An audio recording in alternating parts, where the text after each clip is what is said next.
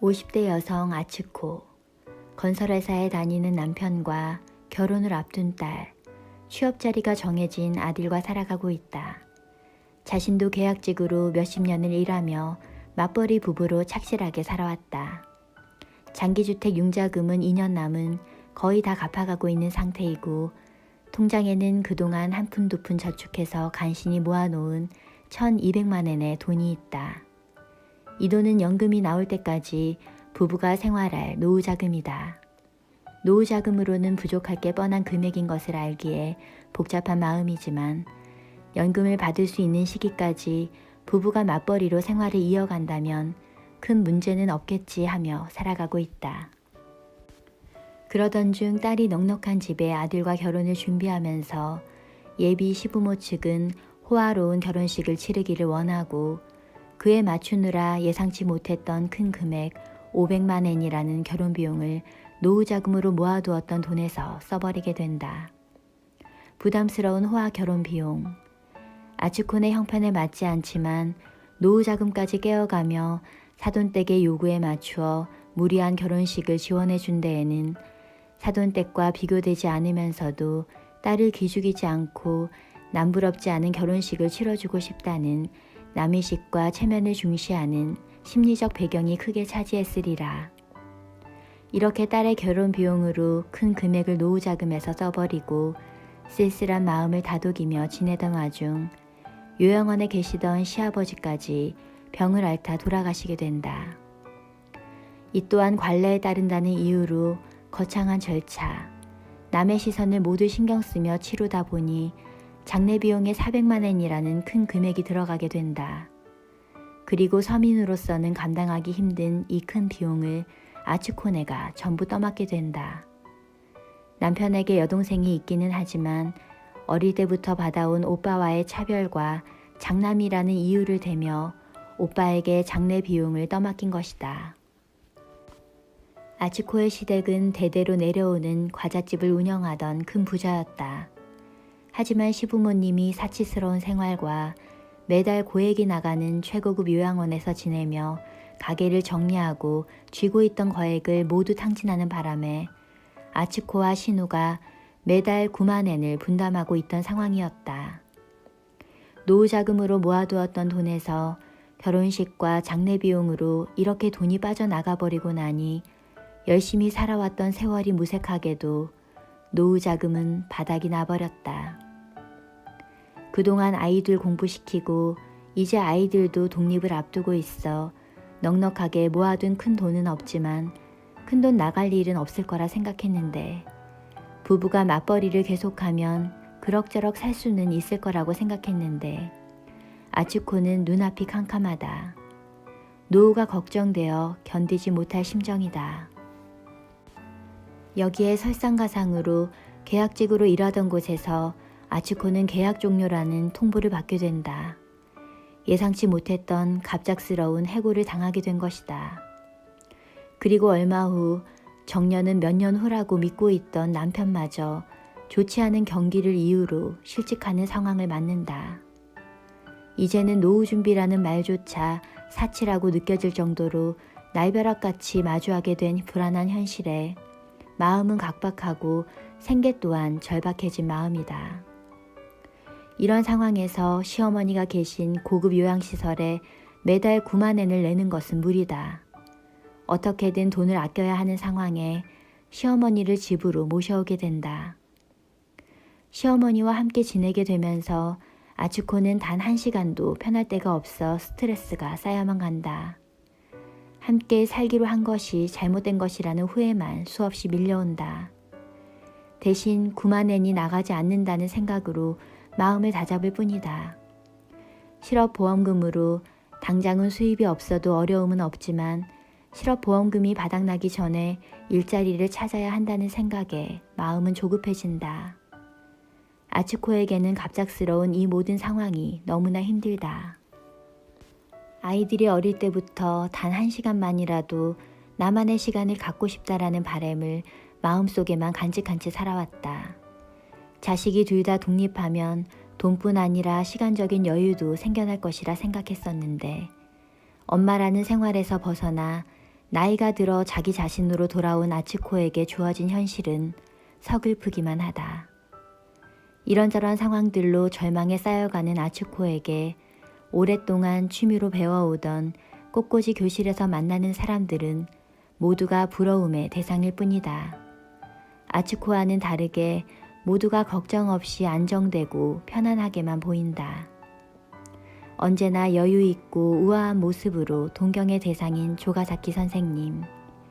자산가의 딸로 고급 외제차를 몰고 다니며 돈 걱정 없이 몸을 가꾸는 젊은 전업주부 미노루. 본인의 기술을 가지고 빵집을 운영하고 있어 정리해고될 걱정 없는 빵집 주인 사츠키. 아츠코는 자신만 제일 뒤처지고 힘들게 살아가고 있다는 생각뿐이다. 오래 알고 지낸 빵집 주인 사츠키는 지혜롭고 현명한 모습으로 아츠코에게 많은 메시지를 주는 사람이다. 사츠키는 똑부러지고 아주 알뜰하다. 평소 사츠키는 쓸데없는 것은 전혀 사지 않는다. 미니멀 라이프를 하지 않는데도 집에 물건이 별로 없다는 것은 쓸데없는 물건을 애초부터 사지 않았다는 것이리라. 사츠키의 집에는 꼭 필요한 물건만을 두어 말할 수 없이 깔끔하고 외모를 가꾸는데 돈을 쓰는 모습을 한 번도 본 적이 없지만 늘 멋스럽다. 사츠키는 소비에 있어서도 자신만의 기준이 명확했다. 돈을 쓸 줄 아는 것은 어려운 일이다. 허리띠를 졸라매느라 생활이 너무 공공해져서도 안 된다. 대체 그 적당선을 어디에 맞추어야 하는 것인지, 어디까지가 작은 사치로 허용할 만한 것인지도 아츠코에게는 늘 어려웠다.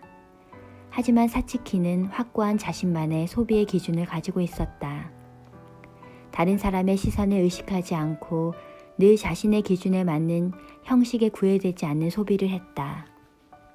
자녀를 키우는 교육관도 뚜렷하여 아츠코에 비해 교육비를 쓰지 않고 3남매를 키웠지만 아이들 모두 잘 성장하여 안정된 직업을 갖고 있고 돈도 꽤 모아두었다. 사츠키의 평소 생활하는 모습에서는 단아함과 지혜로움, 지성까지 느껴져 사츠키를 보면 자신의 안이함이 고스란히 드러나는 것만 같다. 내가 돈 쓰는 방법을 잘 몰랐던 것일까? 지금까지 아무리 일을 하고 또 해도 생활이 나아지지 않았던 이유는 어느 정도 사치스러운 생활을 해왔기 때문이 아닐까? 나 역시 멋을 내느라 돈을 허비한 적 없이 절약이라면 늘 신경을 곤두세우며 살아왔다. 나 역시 알뜰하게 산다고 살아왔지만 사츠키만큼 알뜰하지 못했다. 사츠키처럼 쓸데없는 물건을 사지 않고 살았으면 돈을 좀 더 모을 수 있었을 텐데 지금까지 아이들에게 쏟아부은 교육비가 대체 얼마였던가. 사츠키처럼 그 교육비를 좀 더 아꼈다면 지금쯤 꽤 많은 돈을 저축하지 않았을까. 사츠키라면 남의식에 휘둘려 관행이라는 형식에 떠밀리듯 무리한 결혼식과 장례식을 치르지 않았을 텐데 이제와 후회해도 소용없다는 것을 알지만 후회되는 마음을 떨칠 수가 없다. 이렇게 반복되는 마음의 갈등과 미래에 대한 불안감을 싹둑 잘라내고 싶지만 그게 쉽지가 않다. 하지만 이내 아츠코는 자신에게 드리워진 이 어두움에 머무르지 않으리라. 그리고 현재의 상황에 한 걸음씩 맞서 나가보리라 다짐한다. 그래, 이미 지난 일은 후회해도 소용없다. 지금이라도 앞으로 닥칠 일에 대비하자. 지금 내게 현실적인 대안은 줄어드는 소득에 맞추어 적절하게 소비를 하는 것이다. 이전의 삶에서 벗어나 새로운 삶의 방식을 찾아 노력하며 살아보자. 아츠코는 편의점 아르바이트를 구해서 다시 일을 시작한다. 그리고 다가올 미래에 대한 계획 또한 다시금 그려나간다. 너무나 스트레스였던 시어머니와의 한집 회사의 생활은 함께라는 시간을 겪으며 서서히 서로에 대한 이해와 다독임으로 그간 느끼지 못했던 정을 돈독하게 해주는 시간으로 변화된다. 또 그렇게 부럽기만 했던 여유롭고 완벽해 보였던 주변인들이 남편과의 불화, 외도, 이혼 등 하나하나 말 못할 속사정을 가지고 있었음을 알게 되며 겉보기와는 다르게 각자의 고민과 아픔이 있음을 느낀다. 얼마 후 시어머니는 시누이가 함께 지낼 것을 권유해 시누이 집으로 모셔가게 되고 남편도 자신에게 맞는 새 일자리를 구하게 되어 안도감과 밝은 표정을 되찾게 된다. 이렇게 아츠코의 삶에 드리워졌던 어두움이 점점 거쳐가는 듯하다. 누구에게나 경제적으로 어려워진 상황이 되면 미니멀 라이프나 소박한 삶은 선택이 아닌 필수가 되어야 할지도 모르겠다. 노부모를 봉양하는 일도, 노후의 삶을 꾸려가는 일도, 독립하지 못한 자녀를 돌보는 일도 모두 돈이 필요하다. 수입이 줄어들면 경제적인 문제로 날카로워지고 가족 간의 갈등도 생기기 마련이다. 아츠코만의 유쾌함으로 주어진 현실을 잘 헤쳐나가고 있지만 아츠코에게는 아직 다가올 미래, 노후 준비라는 커다란 숙제가 남아있는 것은 사실이다. 현실에서 경제적인 문제는 누구에게나 간과할 수 없는 중요한 과제임이 분명하기 때문이다. 하지만 경제적인 문제만큼 행복의 가치 또한 지켜나가야 한다는 것을 잊지 말아야 한다.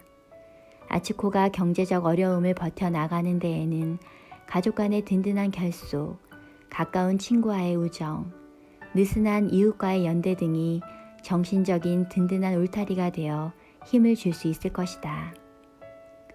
편의점 일을 마치고 아츠코가 밖으로 나온다. 아츠코는 산책을 하며 사치키의 빵집에 들러 시어머니가 좋아하시는 크림빵을 사다 드려야겠다 생각한다. 그리고 집에 가서는 남편이 좋아하는 고기 감자 조림을 해두어야지. 상쾌한 바람을 맞으며 아츠코는 힘을 주어 자전거의 페달을 밟는다. 그리고는 어둠의 터널을 지나 밝은 희망의 빗줄기를 따라 힘차게 앞으로 향한다.